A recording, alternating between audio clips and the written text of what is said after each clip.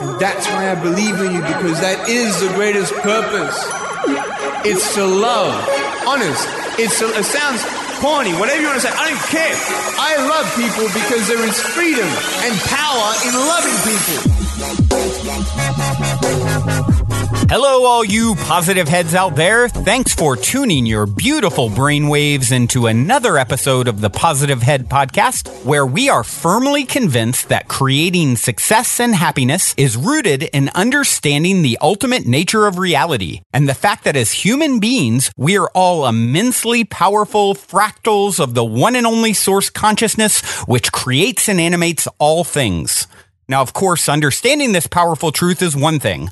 Applying this incredibly empowering wisdom to everyday life, well, that's another, which is exactly why we provide you with a fresh serving of soul food for thought 5 days a week to help constantly remind you of what matters most. You are it.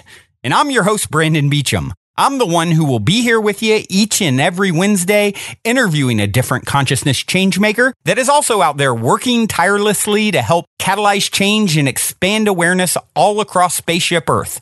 On the other 4 weekdays, you can hear me discussing topics such as my favorite thought-provoking quotes, reading and discussing wisdom from empowering books, playing clips from various inspirational spiritual teachers, sharing a bit of mysterious news, taking questions from the audience, and essentially digging into any other mind-expansive topics that will help keep your soul fed by tuning you into positive vibrations on a consistent basis.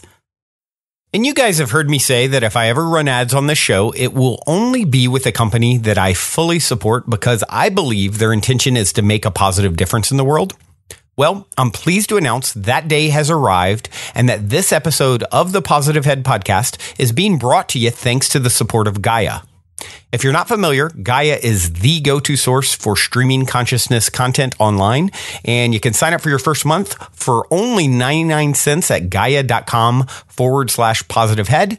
That's spelled GAIA.com/positivehead.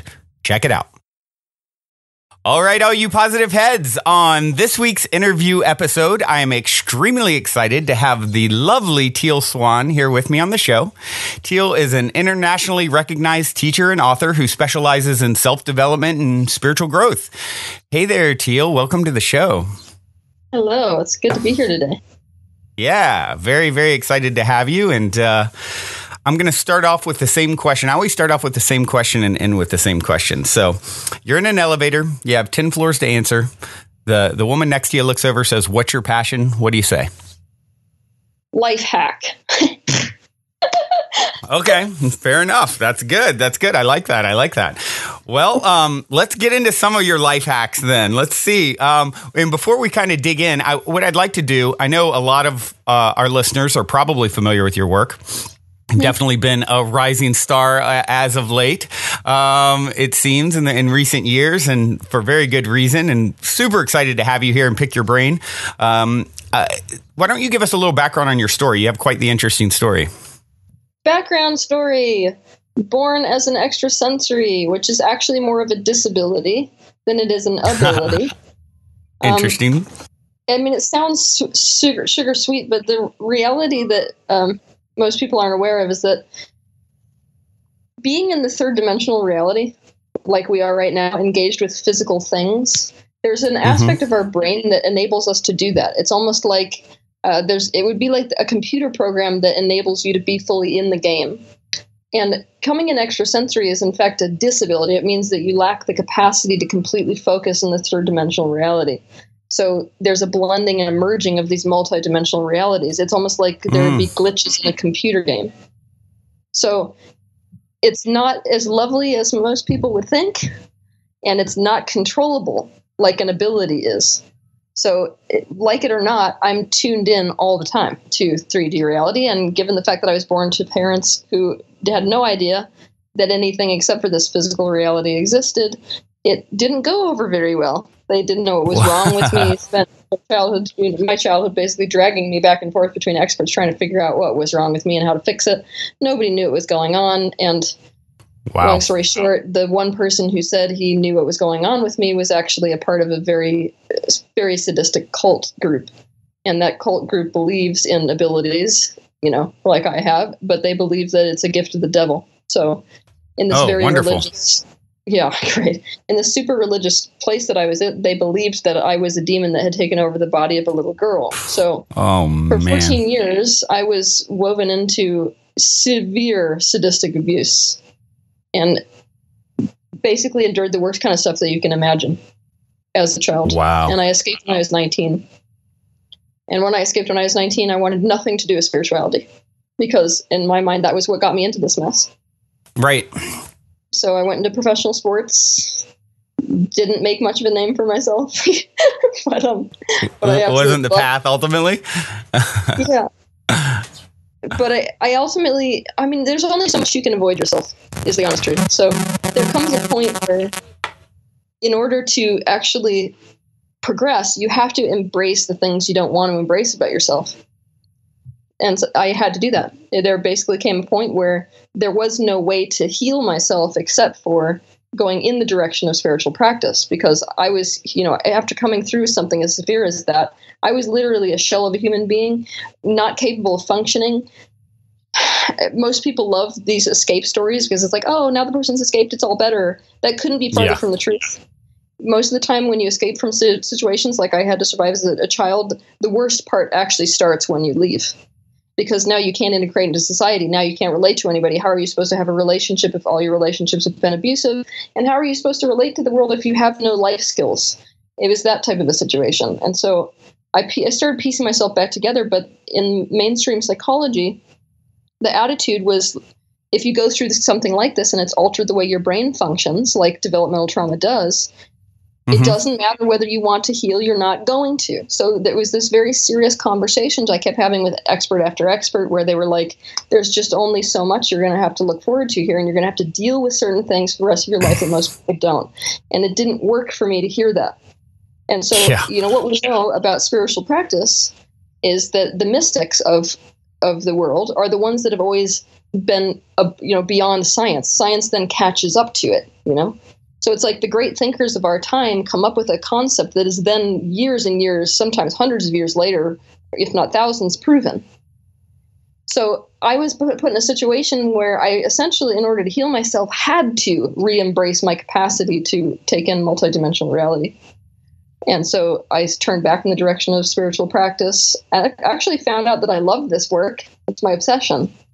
Right. I started working with people one-on-one to figure that out, and then wrote my first book and then did my first video, and it's been a literal explosion ever since.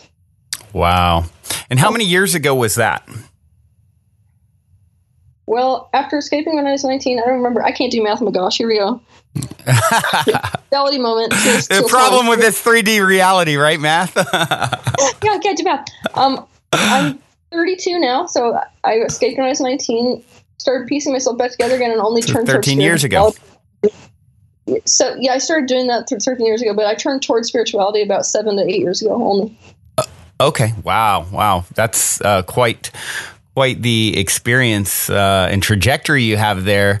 It makes me think we have a Facebook group, listeners, where, listeners share stories and questions and things like that. And someone had just posted, does anyone have what you were just saying about, this multidimensional reality and how the sort of challenges that you faced, integrating with it because of your gifts or your, issue, as you would call it. Does anyone have a grasp of the fact that things are not inherently existent, is what she posted? Like, what does that actually mean? The idea was just introduced to me in a book written by the Dalai Lama, and it's extremely confusing right now. Apparently, this is a very crucial concept to understand and accept, so I'd really appreciate it if someone can help explain the concept. My brain hurts from pondering this. So she had just posted this, and when you started talking, I'm like, I'm going to read her question for Teal to give some insight into.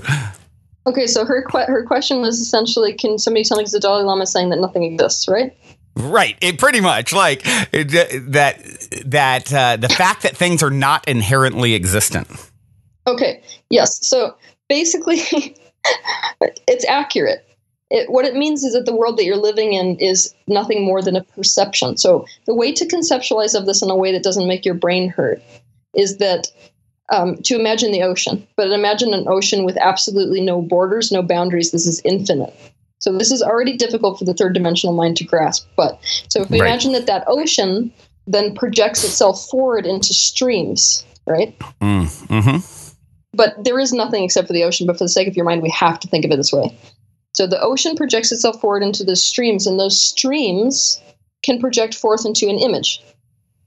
So another way of putting this is, let's imagine that you've got static on a screen, and the static condenses to form a pixelated image. We can look at that image and say, oh, that's the image of a person, or that's the image of something. Ultimately, at the most fundamental level, it is all static. The same way that at the fundamental level, whether a stream of energy becomes a person or not, it is still the ocean. See? You can't differentiate the two, because there is nothingness and everythingness at the same time, because we're all made of the same thing. So our third dimensional reality was a construct, meaning it was an idea thought by consciousness itself. And a person is nothing more than an idea. An idea condenses to become a physical embodiment. So when we're talking about the world being an illusion and nothing inherently exists in and of itself, it means that quite literally this is a hologram that we created in order to learn what we are. Like, you are a projection of God, and God is basically through you trying to figure out what it is. It's trying to make its own unconscious conscious. Right. Does that make any sense? Yeah, that absolutely makes sense. I love hearing your description of it. It's absolutely fascinating.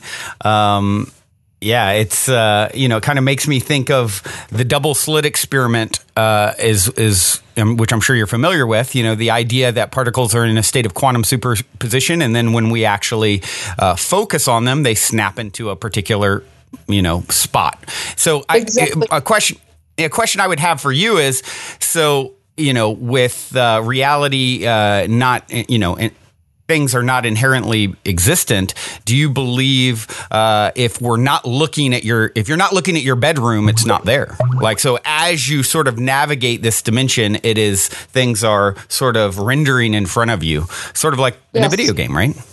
Yes. Yeah.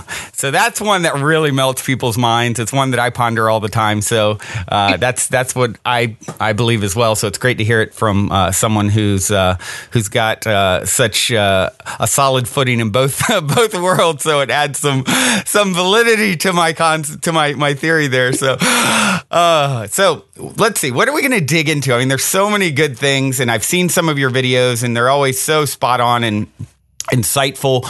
I know one thing that's been bubbling up for me quite a bit lately, my show, the Positive Head Podcast, the sort of intention of it is I do an interview once a week, and then I do 4 daily shows. So Wednesdays, I release an interview. Monday, Tuesday, Thursday, and Friday, it's me for 30 minutes. Yeah, I know. I'm a little bit crazy. I just turn on the mic and start talking, and, whatever's kind of bubbled up for the day, a question from a listener, or, anything that's sort of circulating in my world. And so it creates all kinds of synchronicity, and it's just a magical, I love the experience. But one of the things that kind of has been bubbling up for me and just happened yesterday was a friend posting, these spiritual teachers need to stop telling people to be positive or raising their vibration.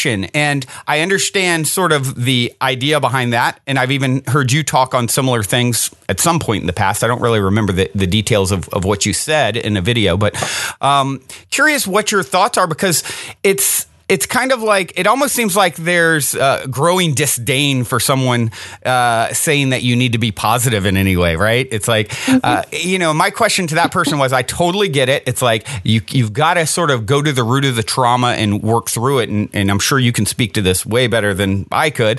But what about the people that are lost in the darkness? They are, they're not coming out. They, having a humble helping hand to sort of guide them out, I think can be very, very useful. And it doesn't mean not telling them not to face the trauma, but learning to sort of shift your perspective in a way that makes it okay what you went through, understand a deeper understanding. Like I would say, it's your soul created that, right? That's a soul contract between you and these crazy people that you're dealing with. Would you agree with that? Well, see, this is where I actually agree with your friend, because there are many spiritual truths in this universe that are ultimately true. that at a lower dimensional reality are not ultimately true. And this is what makes spiritual practice as you progress so damn difficult. Mm-hmm. On a third dimensional level, you exist. You step in front of a car, you're gone. That's 3D. At 11D, there is no such thing as death. Both of these things are true.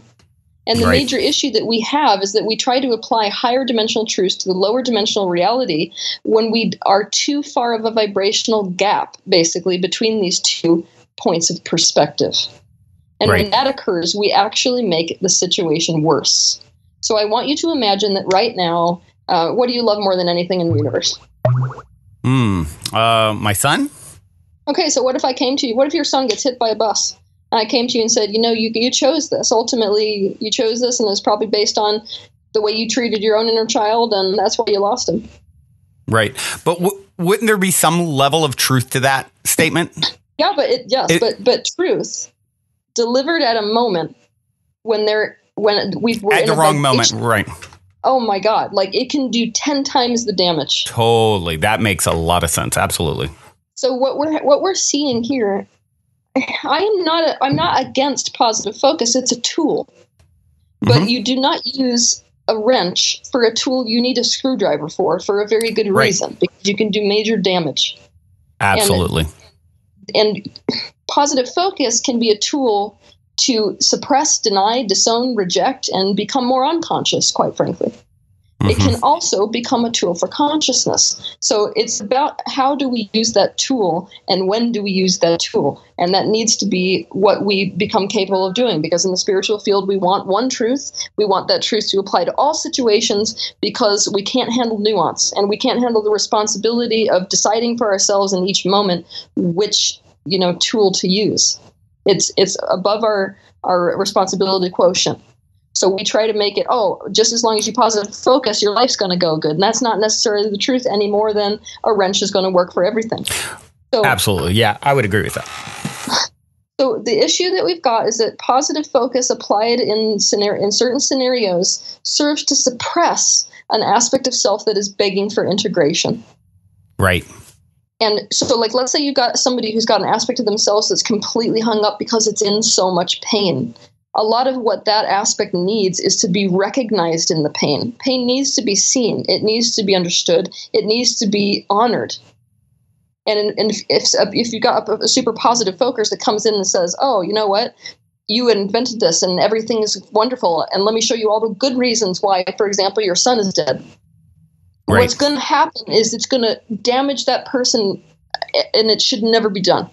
So basically, I'm not a major advocate of positive focus unless it is used as a tool to increase consciousness, and that's a very delicate, slippery slope to decide whether a person's in the space to do that or not.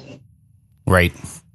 But if someone is in a state for a long period, and certainly in a moment of trauma, or it's sort of like a fresh wound, right? That's very traumatic for someone to come up and start preaching to you that it's great that this just happened. I couldn't agree more.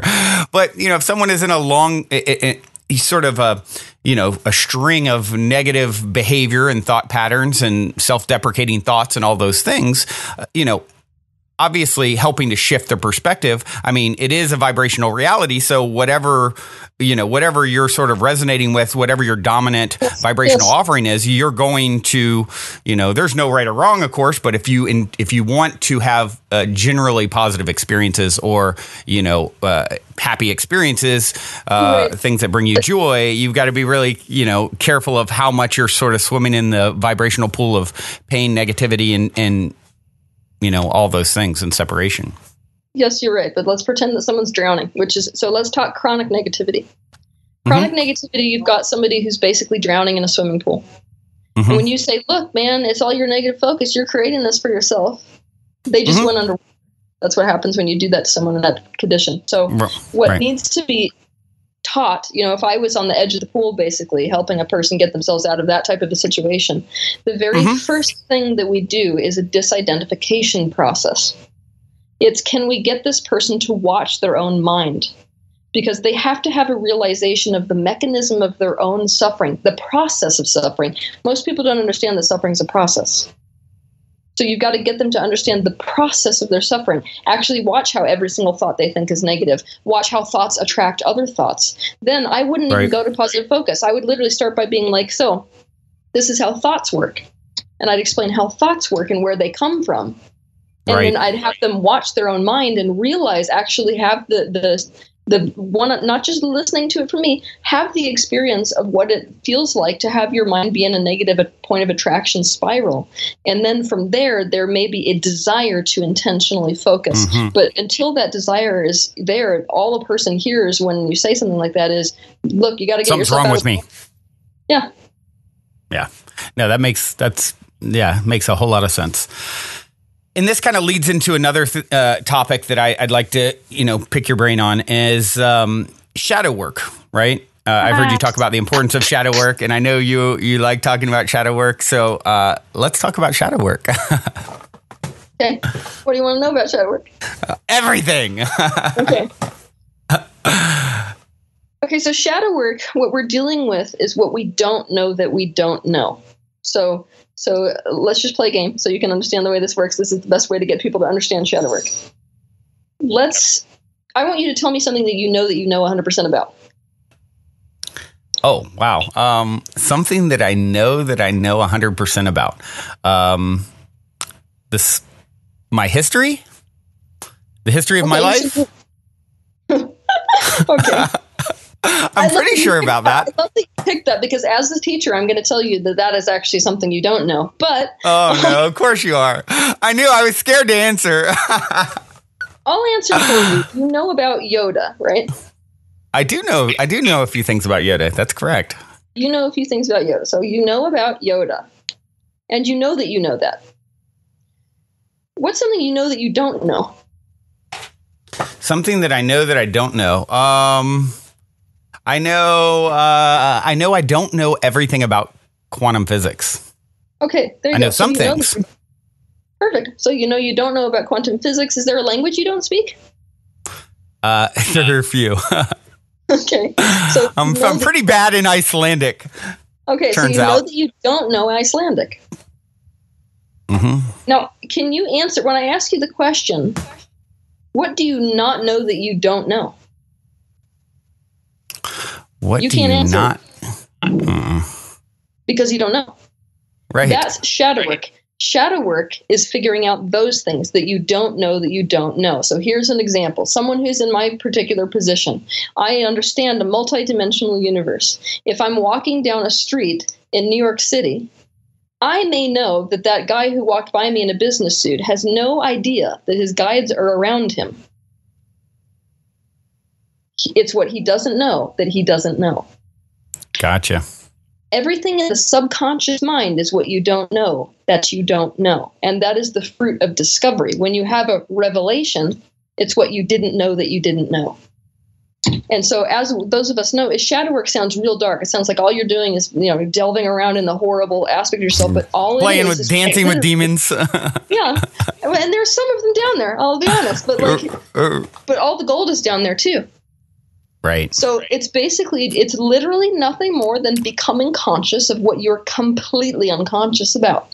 It's making the unconscious conscious. That's shadow work. Interesting. So, how does one go about this? How do you find out what you don't know, and how do you dig in? Well, that's the thing. There's literally so many techniques, so many upon so many upon so many techniques. I'm not the only spiritual teacher, even though they may not call it shadow work, that practice shadow work. If somebody tells you go sit in Vipassana meditation and confront your own mind, you will see things that your mind comes up with that you didn't know existed. Same thing if you take like a spiritual medicine. Same thing if you do work on core beliefs.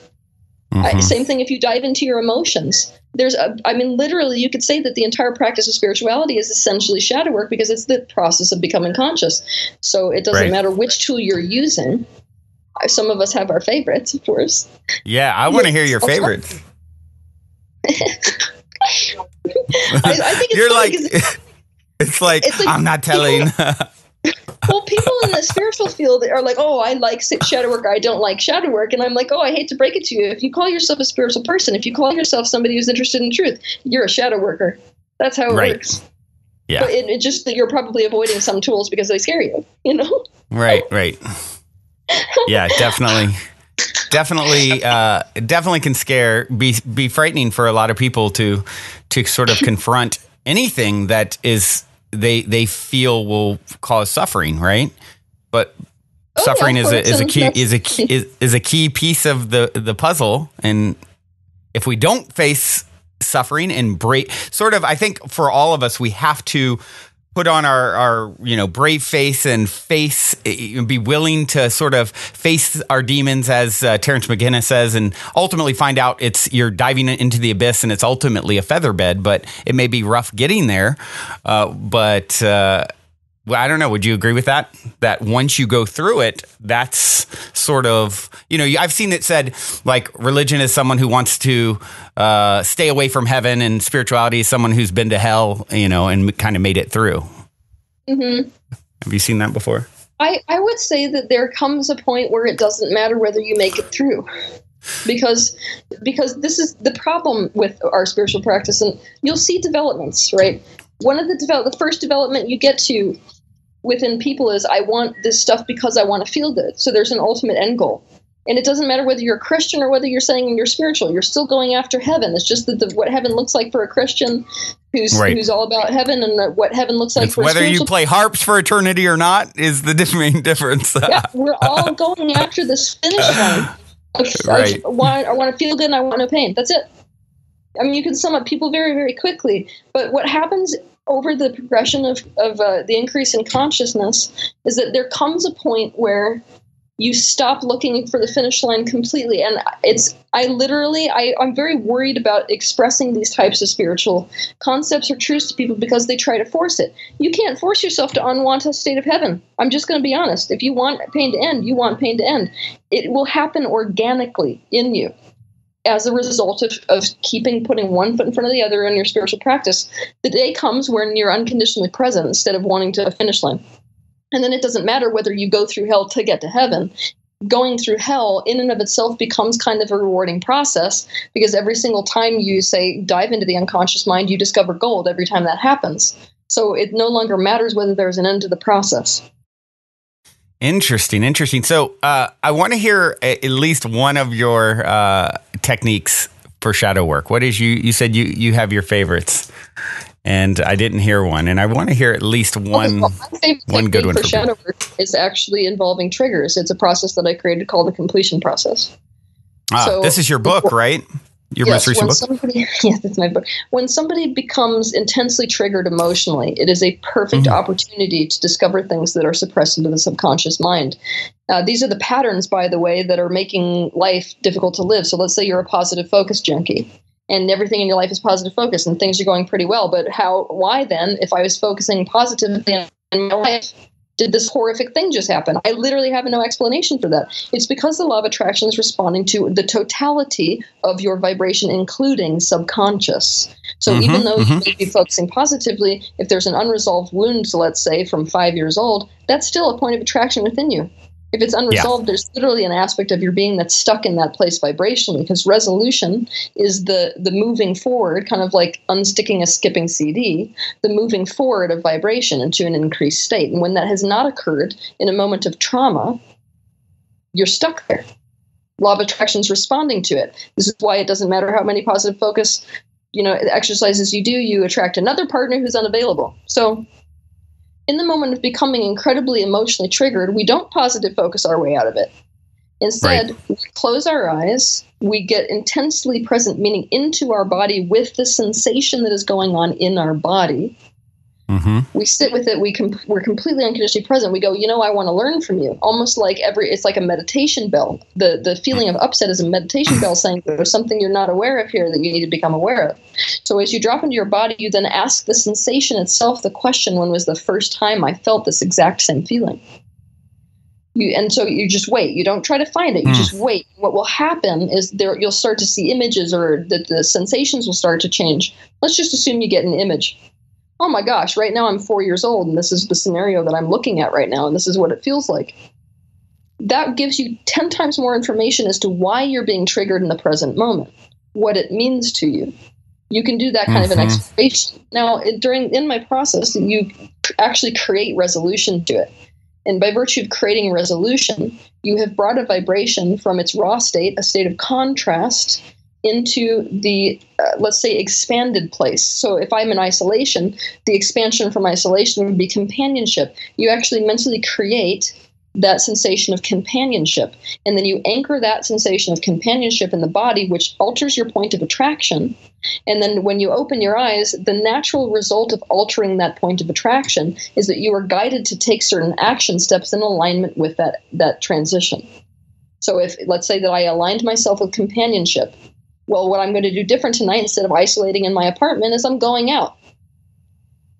But those action steps are the natural result of the prior step of becoming conscious of the process that was actually occurring there, and moving myself into and even figuring out what the improved state based off of that contrast was. So it's essentially maximizing the natural process of expansion with your conscious mind. I love that. That's such a great perspective and technique. Thank you for sharing. I had to pull it out of you a little bit, and it was well worth it. So, another topic: self-love.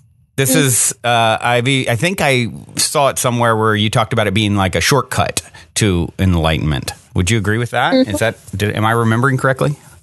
Yes, you are. Oh, good. I'm glad I didn't confuse you. So, can you speak on that? Yeah. Basically, what will happen, self-love seems like a trite concept because we've been using it in the self-help industry for so long. I mean, literally, it's nauseating. I'm just going to have to be honest with you. I don't like theoretical spirituality. It drives me nuts. So when people come, parachute down with their little fairy wings to people who are suffering and say things like, you just have to love yourself more. I literally, even I want to punch them out. So basically what we've got here is a fundamental principle which ultimately is 100 times more intense as a spiritual practice than most people are prepared for. I'll give you an example of what I mean. People think self-love and they think, oh, give yourself a bath or do, something like positive affirmations about yourself. No, I'm talking radical self-love, which really is about making drastic changes to the way that you're living life. I'll give you one example. You live your life according to the question, what would someone who loves themselves do in every single situation? And that's easy when what would someone who loves themselves do if it's sitting at a restaurant like, oh, do I decide between the rice bowl or the omelet? That's pretty, okay. So, but what about what would someone who loves themselves do is about quitting your job or staying in it? What happens if it's about whether you should continue with the relationship or not? Well, I mean, it literally, living according to self-love becomes an accelerated path of self-development. Where you're continuously choosing in favor of what's best for you, continually choosing in the favor of what feels like relief, to a degree where you're just so on board, literally so on board with the way that the universe is taking your expansion path, that you get to a point where there is nothing left except for an enlightened state. What if there's not an easy answer, though? Like, do I quit my job or not? It's like, I can see pros and cons to both. What would someone that loves themselves do? Well, if I love to eat, I might stay. And if I love to sort of adventure, then I might go. And I kind of like both. This is being trapped in the mind space. Totally. It's the difference between thinking about what's best for someone and feeling into it. So I'll give you an example. So it's more difficult for us to figure out self-love, easier for us to think about a child. Let's say you've got a tiny baby. As a mother to this child, I may be able to conceptualize of what this child needs mentally. I might say, oh, they need food. Oh, they need to be changed. But if I'm not tapped in emotionally to that child's state, I can't actually know on an emotional level whether they want to be cuddled or whether they want to eat. I'm guessing. So what you just gave me is a guessing game. It's basically my mind is going to line up all these reasons why to stay and all these reasons why to go. This is not what I'm talking about. It's a very emotional experience. And this is why one of the things that I have people do is use this on stuff that makes no sense, like going into a grocery store and picking up an apple or an orange. Which one, what would someone who loves themselves do, apple or orange? Because the question basically just forces you to notice in your body the actual preference. Mm-hmm. You don't know why. I mean, here's the reality. You have no idea when you ask that question why you would rather have an orange than an apple. There's no explanation for that. But your emotional space basically says this is my inclination and this is the answer. Same with like walking, doing intuition walks. You walk out of your house and you say, okay, right or left, what would someone who loves themselves do? You don't know why that's the answer, right or left. You're not saying, oh, because this way is a waterfall I want to go to. You're literally just saying, I have no idea, but the answer in me is basically right. So you're operating according to your higher perspective when you're doing that. Because let's say that recently you've been asking for, let's go really physical. Let's say you've been asking for a certain shirt. You want to wear a certain shirt. Now the universe up here from this perspective sees exactly where that shirt is, but you don't know where it is. But if you're living according to this emotional experience of what would someone who loves themselves do, which is ultimately, it's like a conceptual way of teaching yourself to follow intuition completely, then you're essentially letting the universe, which is your higher self, drag you in the direction of things that you've been wanting. So let's say that you have no idea why the answer was right today, but you keep asking that question and you get led straight to the window where that shirt is being sold.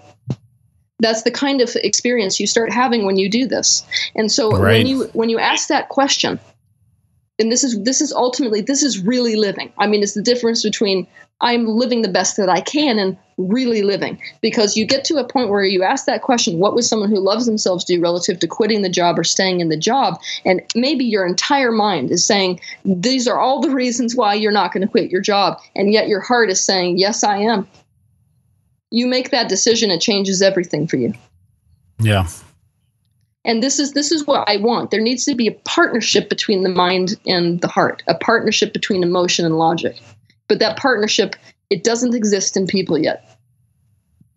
You know, the mind is supposed to be the supportive act for the emotion. If the emotion says, you know what, I just know it right now, what would someone who loves themselves do? Quit the job. Then the mind's job is to figure out how to make that work.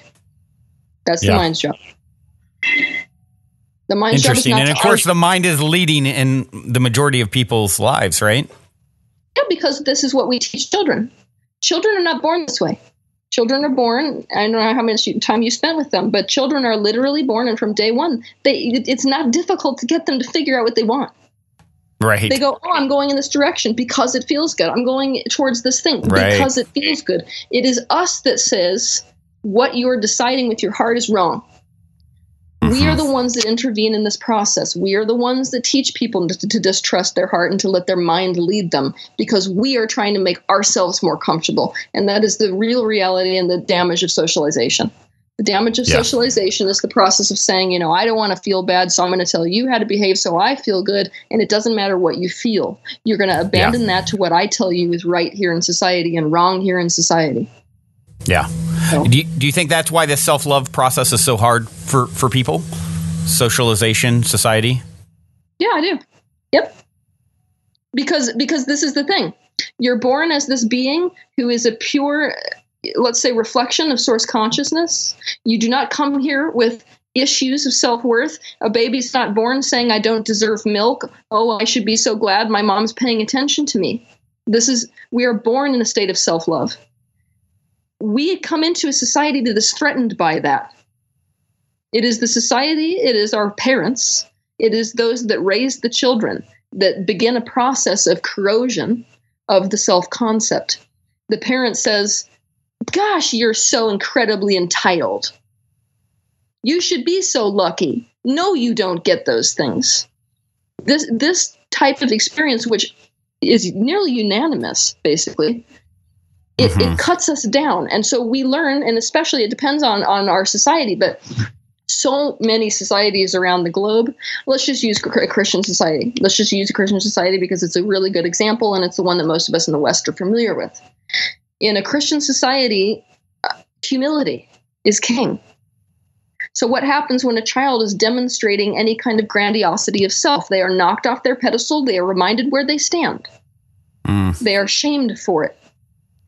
Now, basically, we are now giving somebody as a society a mixed message. We spend the first half of their life saying, you are not as great as you think you are. There are other people starving, around the planet. You should be, this kind of talk.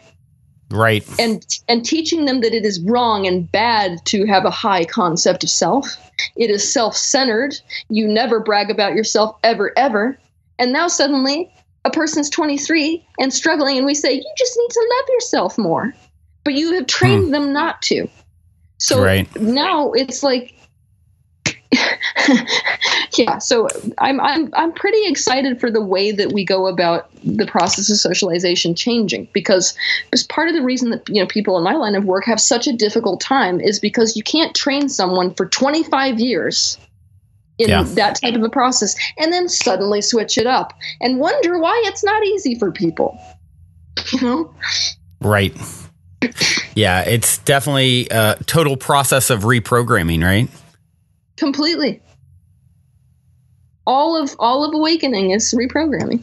Or deprogramming. It's like deprogramming. Right. Yeah. Enlightening, just putting down all the shit that you've been carrying, right? That's put in there. That's kind of garbage.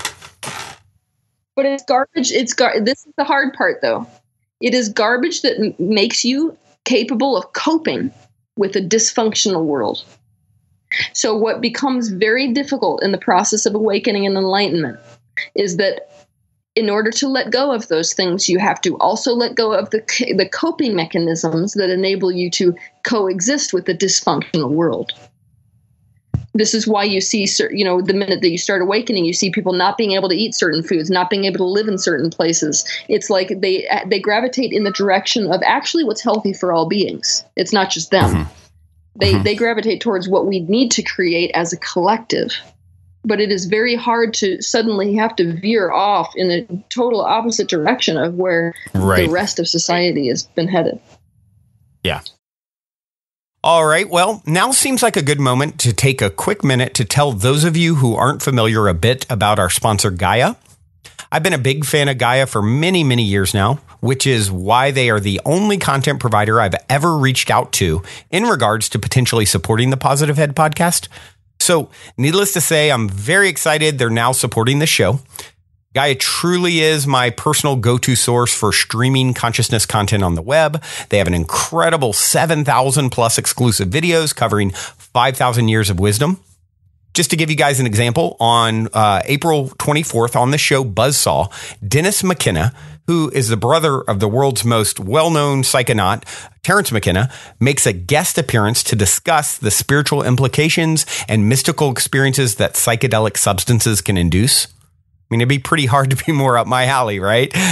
And as you all hear me constantly say, it's a daily conscious effort to maintain an elevated vibration. And if you're looking to go deep down the rabbit hole to do so, then Gaia is the best place I know of to do it, period.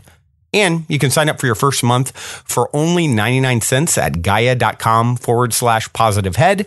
That's spelled GAIA.com/positivehead. Check it out. So this whole process, as we sort of reprogram as a society, I mean, what do you think is going on with the collective consciousness on this planet at this time? Oh, God. Really? You're going to swerve in that direction? Oh, God. All right. So this depends. Which answer do you want? Do you want the long-term answer or short-term answer? Do you want the feel-good answer or do you want the truth? I want you to go with whichever one feels intuitively. What would someone who loved themselves answer as? And love the listener's answer. How would they answer? Okay. I want you to think in your lives about somebody who is basically living life in a kind of monotonous way, going through the motions, not super happy. And then one day there's this, let's say, life-altering event. And usually it's not pleasant. They get cancer. Or they're driving their car at 70 miles down a road and they whack a tree. Or they lose a partnership, right? We've all known this person. If not been that person, let's be honest, most of us find spirituality because we were in that situation. But it's basically, I call it the whack a tree moment. So most people find a state of awakening by virtue of these you cannot continue with your life the way you were type of experiences. Collective consciousness is headed in a direction, not even headed, we're literally there, where the collective consciousness of mankind is whacking a tree. And let's just say that what we're watching in the political sphere right now and what you're watching in terms of world conflict and in society in general is the whack a tree moment. Interesting. Society is going to, collective human consciousness is going to see its own shadow 100%. It will no longer be under wraps. It will be in plain fucking view. And to be honest, this is a repeat of 1930. Of 1930? But what do we know about repeats? What we know about, let's just talk about the law of attraction, right? Okay. In the law of attraction, it will mirror things in your life. It's why it's like you keep getting the same pattern, right? You keep the spiraling effect, right? Yes. So you attract a partner who's unavailable, then another partner that's unavailable. And the thing is like if you don't become aware and then alter what you're doing, the next one gets worse and worse and worse and worse and worse. So basically what's happening right now is with the collective consciousness of mankind is in another one of these, let's say, reflective moments where it's the reflections coming back again. We are back in the 1930s. We are about to make the same mistake. Only the same mistake we make is going to be about a cajillion times bigger than it was in 1930. Wow. And it's what's making many of us who are, extrasensory, many of us who are spiritual teachers, incredibly uncomfortable with our given profession right now, because this will be the moment that mankind wakes up. But as we all know, there are two sides to the coin of one of these whack-a-tree moments. One side of the coin is potentially you're in a hospital bed for 6 months straight. The other side of the coin is you will see life as it really is. And when you get back on the ball afterwards, you cannot live the same way. Our society will not be the same. The way we deal with each other will not be the same. Everything we've hated about the institutions that we've lived in will not be the same. So what we've been asking for so long, it is upon us. But unfortunately, to wake up to that, the majority of people who are in a sleepwalking state are going to have to hit a tree. And that is where we are. And I feel the collective anxiety that is occurring within mankind right now is occurring because people feel it. Yeah. Interesting. Well, so how do different timelines, the idea of different timelines and probabilities play into this for you? Okay, so there are all these different, if you look at a person based off of where they are vibrationally, there are like potentially thousands upon thousands upon thousands of potential life paths, right? And what ultimately occurs is the dominant vibration. So if somebody like myself is a seer, let's say that I'm looking at your life. So you know that collective consciousness is like an individual consciousness. But it's no different than an individual. So if I'm looking at you based off of where you are today, right now, I'm looking at this plethora of life path potentials. However, in many of them, you have the same thing showing up. It means that's what you're a match to.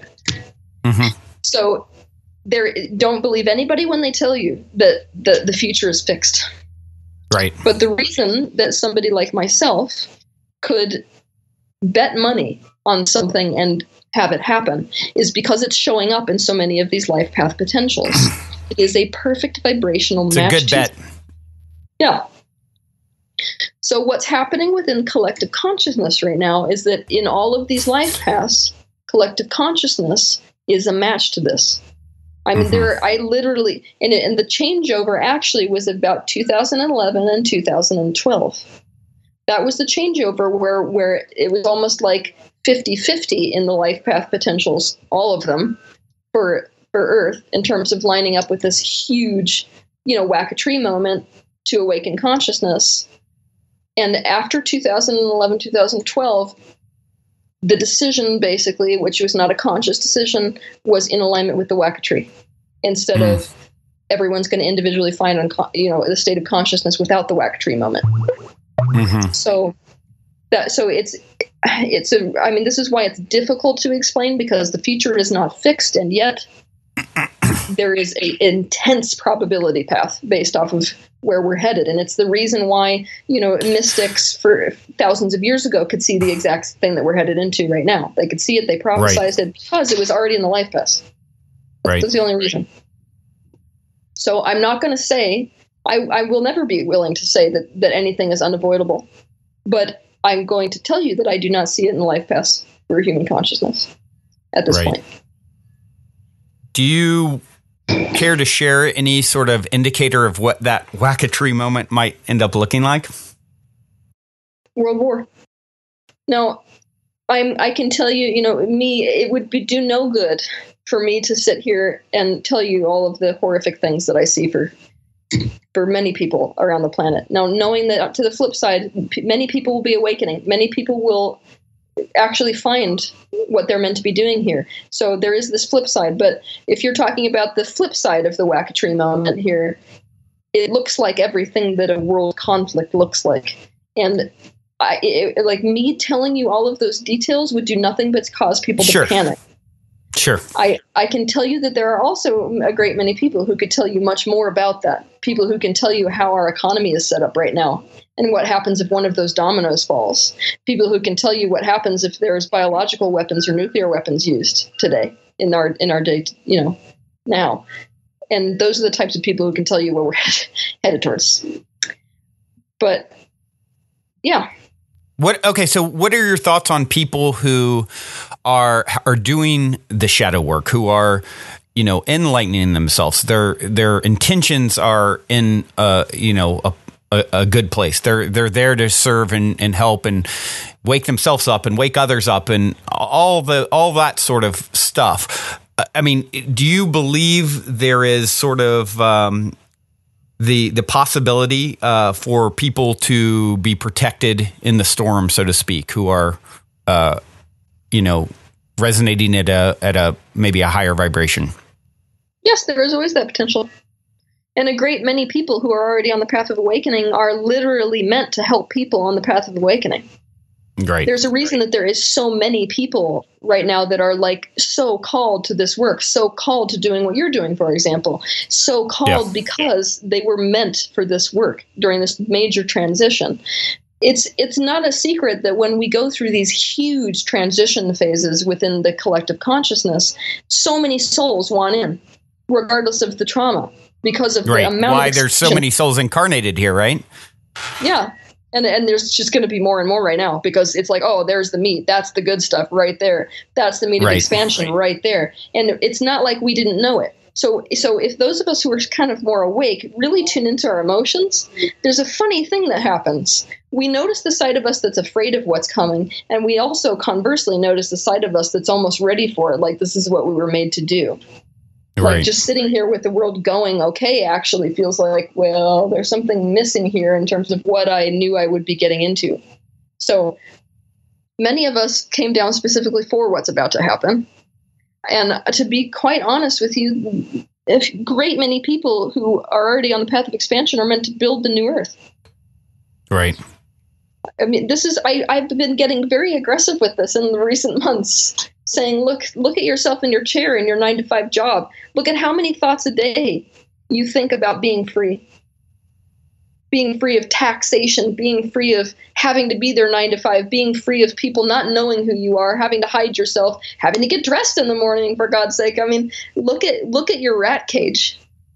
Yeah. Now, if you basically have a rat cage and you spend your days dreaming of getting out of it, and yet you don't, then what's the universe going to do? The expansion path is to get out of your rat cage. It's going to smash it for you. That's what's going to happen. Right. So we, as a collective consciousness, have hated our society. We hate it. Most of us are not super honest. I mean, some of us are. But I literally, it doesn't matter. It does not matter whether you're like as into society as you possibly can be, deep in it, business guy in your Manhattan apartment, or whether you're, a hippie who's already decided this is all screwed. unanimously that humanity hates society. Right. And so we have desired so strongly for a change that it is going to occur. And so this is why I'm being very honest with people at this time. If you are feeling what is happening here in collective consciousness, you are right about it. So it's about getting on board immediately. Do not hold back and do not try to preserve the thing you didn't like to begin with just because you've got some attachments there. We all do. We are in society. We've all got attachments to society. But the more attached you are to this, the more pain this is going to be. So my advice literally is to get on board with what you've been wanting, and instantly. If you've been wanting to spread spiritual information, start doing that. If you've been wanting to start intentional communities, start doing that. If you've been wanting to be a vegan chef, start doing that. Like there is no longer a leeway for people to stay in a rat cage. Okay, I've got to ask you for my own situation, because this really speaks to me, and it's something that I've really struggled with. I've known for a long time I'm going to do this work and do it in a way that reaches a large audience, and it's begun. I've been at this a little over a year, and it continues to grow sort of exponentially. This show, but at the same time, I have my foot in the. I'm a serial entrepreneur.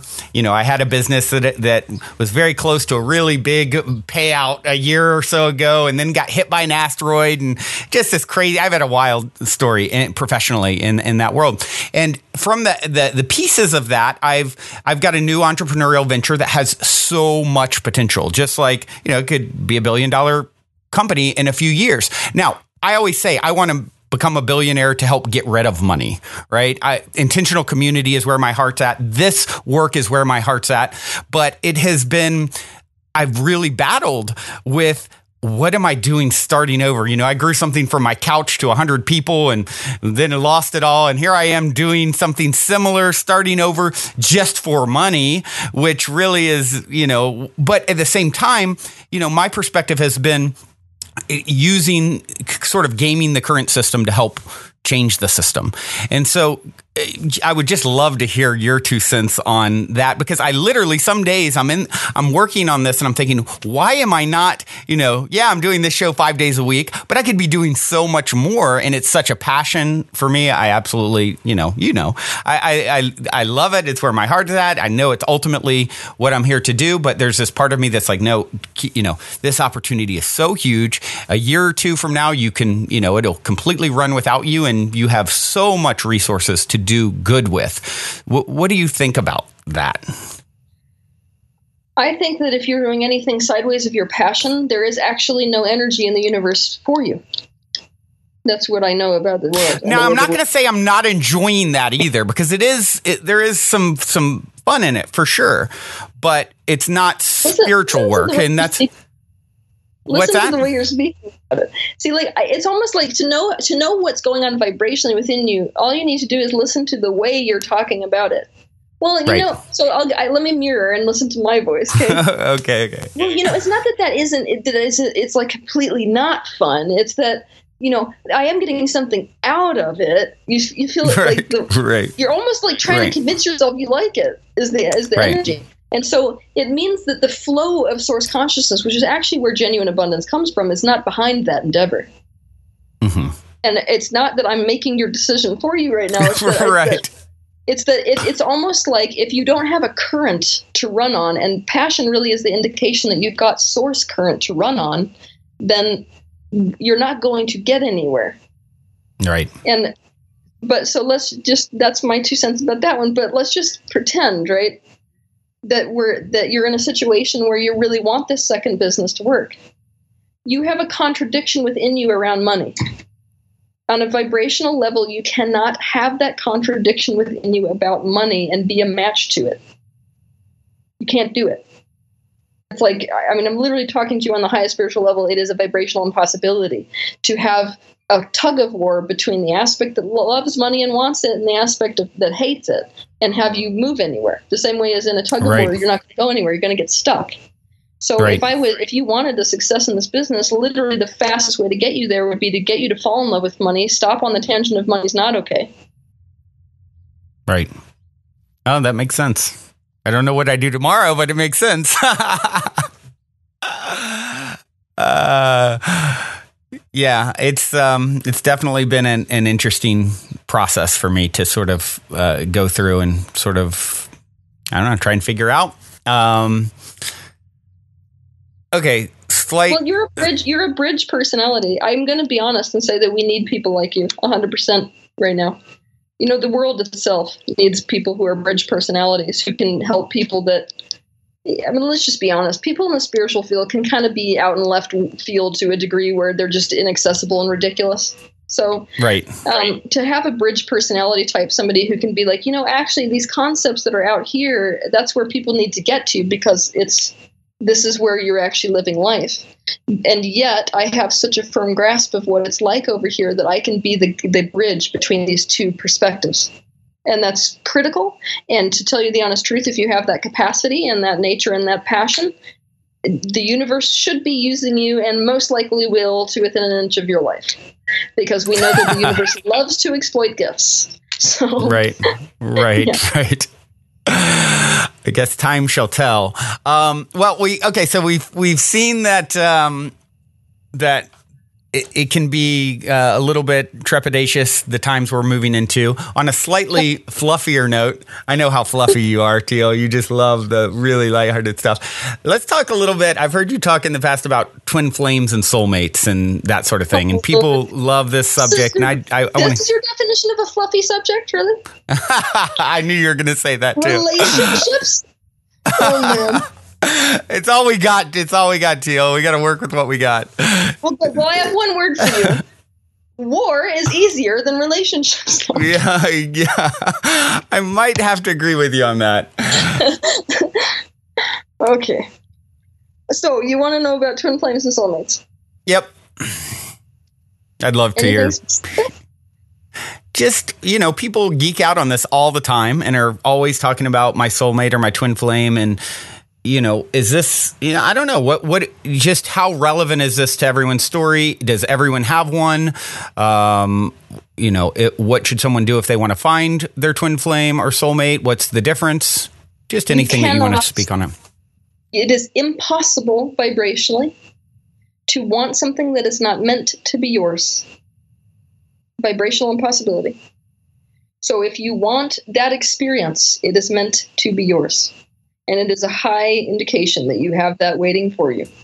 Mm-hmm. But I am much less interested in talking about, this concept of soulmates and the concept of twin flames than I am tapping into the genuine desire within humans, which is partnership, which is connection, which is the fact that we are all so goddamn lonely, that we all know that we need that connection so badly. So, a lot of people will dive into, oh yeah, it's all about the soulmate, what you're meant to find in the soulmate. And I would rather have all of us awaken to how lonely we are and admit it. Mm-hmm. And be like, if we have created a society like this, where we are this lonely, how do we change it so that we aren't alone? What do I do in my life to go in the direction of connection? And then, yeah, if you've got that desire for a partnership like you're conceptualizing of a soulmate to be, it will come into your experience. But the thing to know about relationships, and I'm just going to be honest, this is what is so incredibly painful. If there is something standing in the way of your capacity to connect, you will have that mirrored through a partner. And so what it is, I mean, this is really what people are experiencing when they get into a relationship and it was going good and now suddenly you hit a wall with your partner. That wall that you hit with your partner was what it is that is preventing you from getting into that connection. So that's where the real work, more shadow work, basically, more purification work, more becoming conscious really comes into play as it applies to relationships. So what about the difference between these two, twin flames versus soulmates, from a multidimensional reality? What do you see? This really depends on who you're talking to, because we can be using, a lot of us in the spiritual field, we use certain terms when we really mean completely different things. And some of us actually use these terms in reverse. So, what I'm about to tell you, that my perspective on twin flames is what some people are calling soulmates and vice versa. But for my perspective, A twin flame is essentially this experience where you could, let's say you've got the ocean, right? The ocean would be God, collective consciousness, whatever you want to call it. Mm-hmm. And let's say that ocean projects forth a stream. Let's imagine that stream splits in two, and those two different splits in the stream become one person and another person. It's actually the same soul, basically, that splits into a polarity. It can be male-male, it can be male-female, but it is most often male-female. And what they do basically is to be attracted to each other, come into a relationship so that they can experience, this is literally the ultimate form of self-love, they can experience themselves in that intensely reflective way. Does that make sense? Absolutely. Now, my definition of a soulmate is somebody, usually you have pre-birth contracts, meaning before coming into the physical dimension, your consciousness selected a certain play, a certain dynamic, certain roles to play that would enable your expansion and that would essentially help you to go towards what you really wanted to create out of this life. So my definition of soulmate is basically somebody that reflects to you not only yourself, but also what is preventing you from getting to what you want so that you can become conscious of it, shift it, and then move, one step further. And those relationships tend to be the most painful. They're the ones where it's like, oh my God, I just feel this intense soul connection. And it's like a catastrophe, because that person is literally mirroring to you what is preventing you from love, what is preventing you from partnership, and all of these types of things. But that is literally your greatest teachers are your soulmates. Whoa. Right. Yeah. But I mean, ultimately, all people are your soulmates. And ultimately, at the very highest level, because we're all one, everyone's your twin flame. So it's about which dimensional level are we talking on? Yeah, right. What lens are you viewing this through, right? Exactly. Yeah. Oh my gosh, it's complicated. It is. It is. Well, you do an absolutely fascinating job of explaining it all. So I feel like I could sit here and ask you questions forever, but we're getting down to it. I do have one question that I love going to, and I love hearing stories of synchronicity, serendipity, positive paranormal events, that kind of thing. And I know you've probably got a cajillion. But I'd love to hear one that really sticks out to you as just a completely magical experience that you had at some point in your journey. Oh my gosh, I don't even know how to answer this. Oh my gosh, I stumped Teal Swan, everyone. You heard it here first. Yeah. I literally feel like this happens, like stuff like this happens every day. It becomes the norm. This is where it becomes difficult when your entire life works according to synchronicity.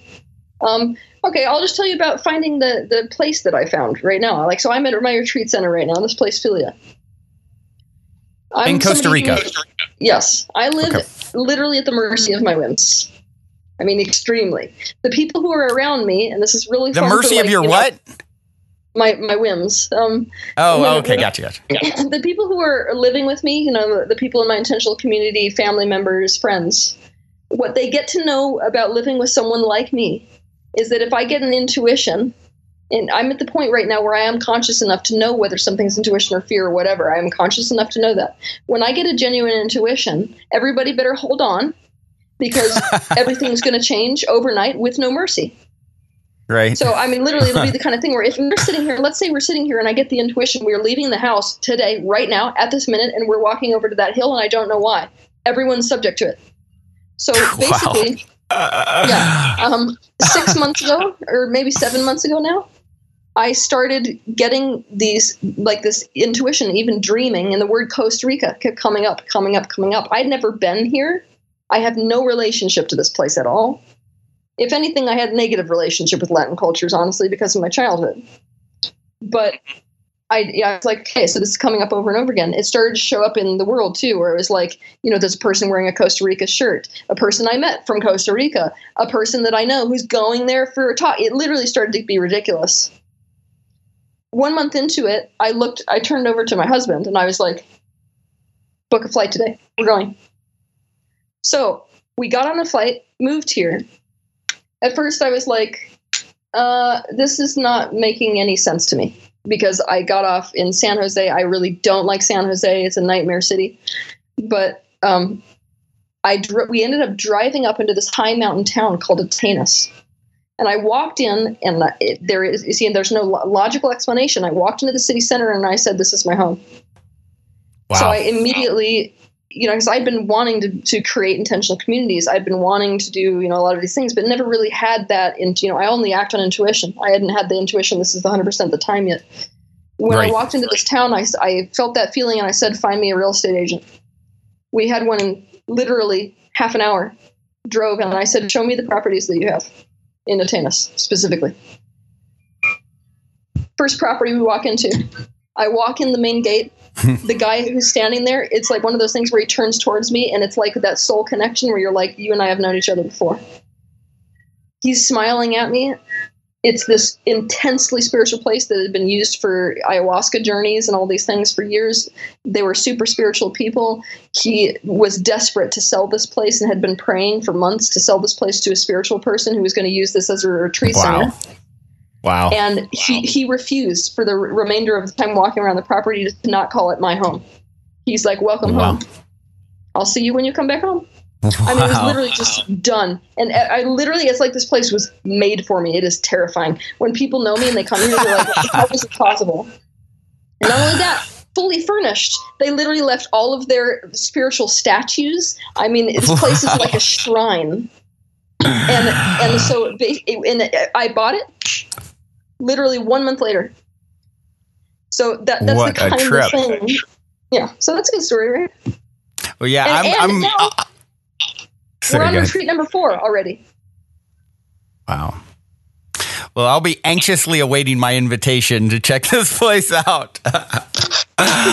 Oh, wow. That's a wonderful story. So magical, and such a great way to sort of end this, because it's the culmination of everything that you've talked about, right? Here's someone who really walks the talk and is living from that highest intuition. And you are such an inspiration. Thank you so much, Teal, for taking the time to connect here. And I'll be anxiously awaiting my invitation. I do have one last question for you, though. So I always end with the same question as well. 60 seconds or less. What is the meaning of life according to Teal Swan? The meaning of life is to find out the meaning of life. Good answer. We are in the continuous process of expansion. Life is nothing more than source consciousness, which is what we all are, trying to figure out what it is and what it thinks and what its preferences are and what reality is. So this is essentially the continuous exploration. End of story. Love it, love it, love it. You are a magical being. So lovely. Thank you so much, Teal. Thank you. Well, everyone, that concludes this week's interview episode. If you have enjoyed this positive download from our hearts and minds to yours, please take a minute, give us a rating or review on iTunes. Since iTunes is the holy grail of all things podcasting, your good reviews help us to reach more listeners. Also, we would be extremely appreciative if you would tell your friends and family about the show. Our sincere intent with the Positive Head podcast is to spread positivity to the world because we're selfish, quite honestly. I say that jokingly, but really only halfway joking. I'm referring to the good kind of selfish based on the knowing that we all get what we give in this life, because when we give, we're actually always giving to extensions of self, since we're all really one in the same consciousness, just in different bodies. So if you want to be a good selfish along with us by helping to spread the positivity, by all means, please proceed to shout about the Positive Head podcast from your rooftop. Otherwise, as you continue on your fabulous journey in this 3D reality, be sure to remember this. As long as you ain't dead, you're already positive ahead. Journey well, everyone, and thank you for being.